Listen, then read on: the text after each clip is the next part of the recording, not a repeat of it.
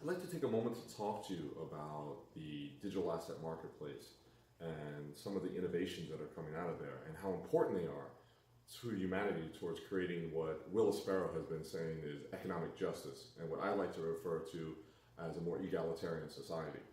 Specifically, the innovation of blockchain-backed digital tokens allow us to do things that were once impossible and allow us to create systems of economic equality that were once a utopian dream. And as evidence of that is the rapid expansion of the overall industry. It is currently the fastest growing industry on the planet, and for exactly that reason, I think we need to tread very carefully about any regulation that we pass on these systems.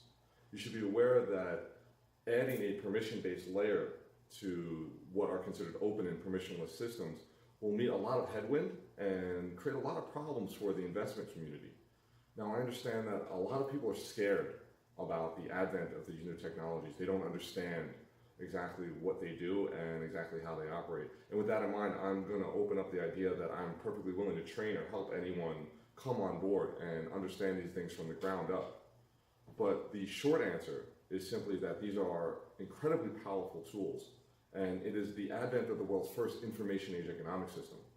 And because of that, we should be focused on creating beneficial regulation that still has all the protections that we're seeking to do. The consumer protections are certainly important, certainly valuable, but there's a way to shape and frame those protections in such a way where they signal to the global markets that it's in our best interest to come here to Hawaii, to start companies, to invest, and more importantly, to simply spend and operate here in Hawaii.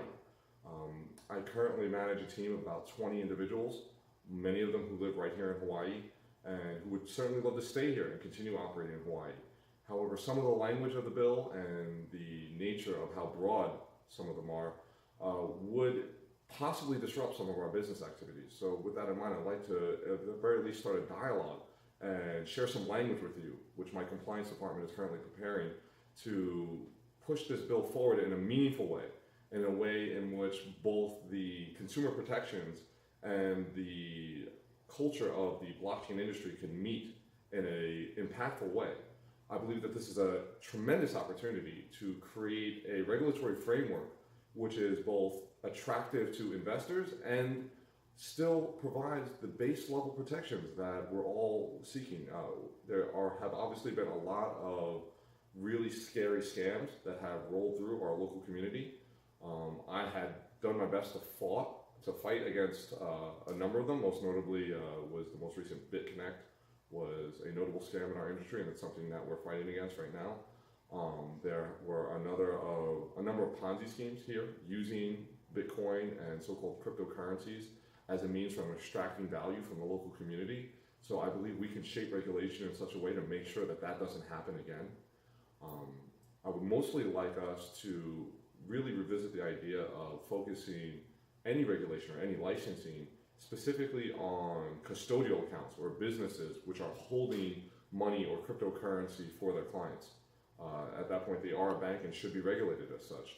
But I believe there's also an opportunity to create carve-outs so that ICOs, which are an incredibly powerful fundraising tool, and technology companies that wish to issue, store, or utilize blockchain tokens, what the bill's called virtual currency, can be exempt from having to have the licensing requirements.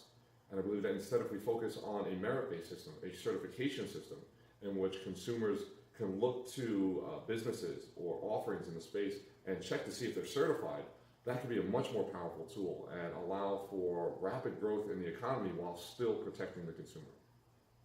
Cool. All right.